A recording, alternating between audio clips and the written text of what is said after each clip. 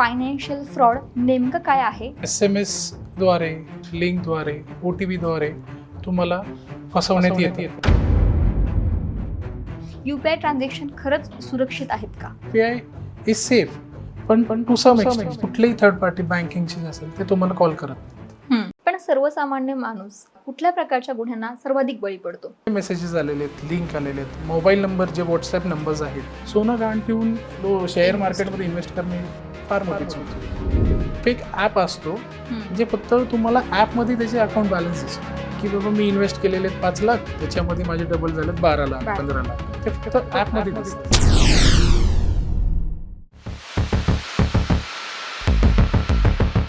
Sir, OTP, UPI किंवा QR code सारखे fraud असतील किंवा KYC अपडेटच्या नावाखाली होणारे जे काही फ्रॉड आहेत त्याबद्दल काय सांगाल आणि या फ्रॉड पासून कसं वाचलं पाहिजे माणसाने?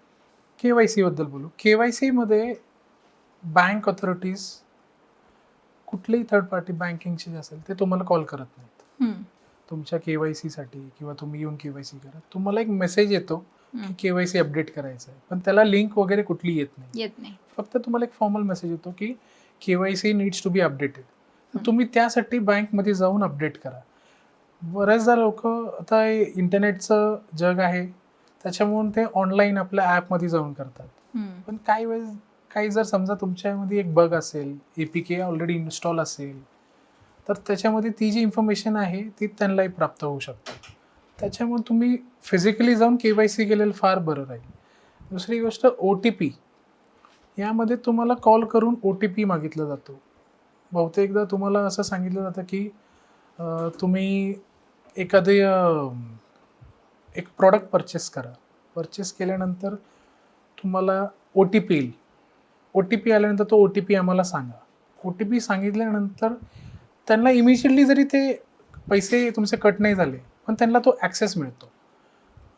फार तर फार तो ॲक्सेस त्यांना मिळाल्यानंतर ते नंतर त्याच्या थ्रू तुमचे जे काही अकाउंट डिटेल्स आहेत त्याच्या थ्रू तुमचे पैसे त्यांना मिळू शकतात. आणि ह्याच्याबरोबरच तुमचं जे QR कोडचं जे फ्रॉड असतो त्यामध्ये देखील एक अशी केस होती. त्यामध्ये त्या व्यक्तीने एक ब्युटी प्रोडक्ट मागवलं होतं. एक काय बोलतात त्याला, एक जे ॲमेझॉन नाही दुसरंच कुठलं तर होतं त्याच्यावरून त्यांनी मागवलं होतं. तर त्यांना त्यावेळेस असं सांगण्यात आलं की तुम्हाला हे प्रोडक्ट जर डिलिव्हर करायचं असेल, प्रोडक्ट आमच्या हबला आलं आहे, तर तुमच्या ॲड्रेसवरती डिलिव्हर करायचं असेल तर तुम्हाला एक इनिशियल ₹5ची अमाऊंट पे करायला लागेल. तर या व्यक्तीने गडबडीमध्ये ₹5चा QR कोड आला होता त्यांना, तो स्कॅन केला. स्कॅन केल्यामुळे ते पैसे कट झाले, पण त्याचे डिटेल्स त्यांच्याकडे गेले. आणि त्याच दिवशी संध्याकाळी 6 नंतर त्यांच्या अकाउंटमधून 90,000, 2,000चे 2 ट्रान्झॅक्शन्स, एक ₹800 असे करून जो 95,000, 96,000 त्यांचे गेले. ज्यावेळेस 6 नंतर बँकिंग ऑपरेशन्स बंद होतात, कॉलही उचलत नाही ती लोक. इमिजिएटली आम्ही आमच्या जवळच्या जे ॲक्सिस बँक होतं त्यांच्याकडे जावं म्हटलं. ते कुठलीही बँक आतमध्ये ओपन असते. इमिजिएट कंप्लेंट दिली, ते म्हणले सायबर पोलिसांना कळवा. सायबर पोलिसांना कॉल केला तर ते उचलत नव्हते. तर पुणे सायबर पोलिसांचा नंबर मिळाला आम्हाला. आम्ही त्यांना कॉन्टॅक्ट केला, तर त्यांनी आम्हाला सांगितलं साईड बाय साईड तुम्ही ही कंप्लेंट रजिस्टर करा, ते झाल्यानंतर आमच्याकडे आम्ही घेऊ. ही जी प्रोसिजर आहे 1930 तीच फॉलो केली. नॅशनल सायबर पोर्टलवरती आम्ही कंप्लेंट रजिस्टर केली. त्यावेळेस जे काही आहे बँक स्टेटमेंट्स वगैरे आम्ही जोडले आणि कंप्लेंट रजिस्टर झाली. पण आजपर्यंत ती अमाऊंट काही रिकवर झाली नाही. आणि बँककडे आम्ही ग्रीव्हन्स ॲप्लिकेशन पण केलं होतं की आमच्या अकाउंटमधून कसे काय पैसे गेले.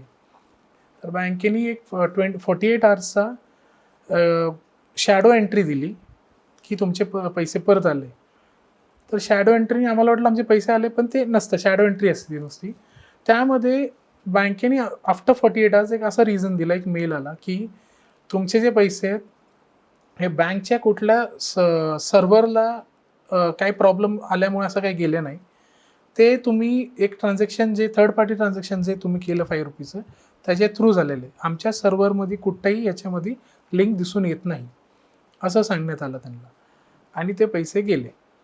QR कोड हा आपल्याला पैसे स्कॅन केला तर आपले पैसे जातात, ते आपल्याला येत नाहीत किंवा येत नाही. त्याच्यानंतर अजून इन्फॉर्मेशन गेल्यामुळे आणखी काय आपल्या अकाउंटमध्ये जे पैसे असतात ते देखील जातात. आणि फ्रॉस्टर काय हे बघत नाही की ती व्यक्ती काय काम करते.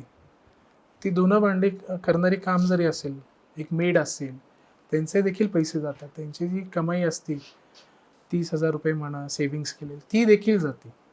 त्याच्यामुळून OTP स्कॅम QR स्कॅमला तुम्ही शक्यतो वाचून आणि व्यवस्थित, जर माहिती नसेल तर तुम्ही कुणाला विचारा, क्लिक करू नका किंवा OTP सांगू नका. इनफॅक्ट माझ्याबरोबर एकदा असं झालं होतं ऑफिसमध्येच, MLGLचं सांगत होतो मी, आमच्या सिनियर सरांना असा मेसेज आला होता. त्यावेळेस OTP सांगा, APK वरती क्लिक करा, क्रेडेन्शियल्स टाका, नाही तर तुमचा गॅस सप्लाय बंद होऊन जाईल असं. तर इमिजिएटली एका मीटिंगमध्ये मी स्टॉप केलं आणि ती मोबाईल हातात घेतला, मी पाहिलं तर त्यामध्ये एक OTP देखील आला होता व्हॉट्सअपवरती. MLGL व्हॉट्सअपवरती प्रायव्हेटली काय मेसेज करेल, त्यांचे जे काही चॅनल असेल त्याच्या थ्रू काय सांगेल, पण ते पर्सनली तुमचं गॅसचं बिल थकीत आहे, तुम्ही जर भरलं नाही असं बंद करण्यात येईल असं कोणी सांगत नाही. त्या व्यक्तीने पर्सनल मेसेज केला, APK पाठवला, OTP पाठवला आणि प्रयत्न करत होता आफ्टर 5-6. तर OTP इमिजिएटली आम्ही सतर्क झालो, मीटिंग स्टॉप केली, सतर्क झाल्यानंतर आम्ही पाहिलं.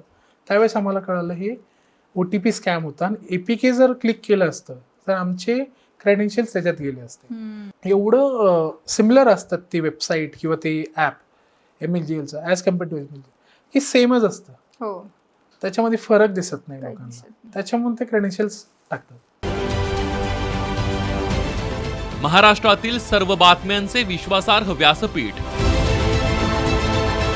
सकाळच्या सर्व सोशल मीडिया प्लॅटफॉर्मला लाईक, फॉलो आणि सबस्क्राईब करा. तसंच सर्व नोटिफिकेशनसाठी बेल आयकॉन प्रेस करायला विसरू नका.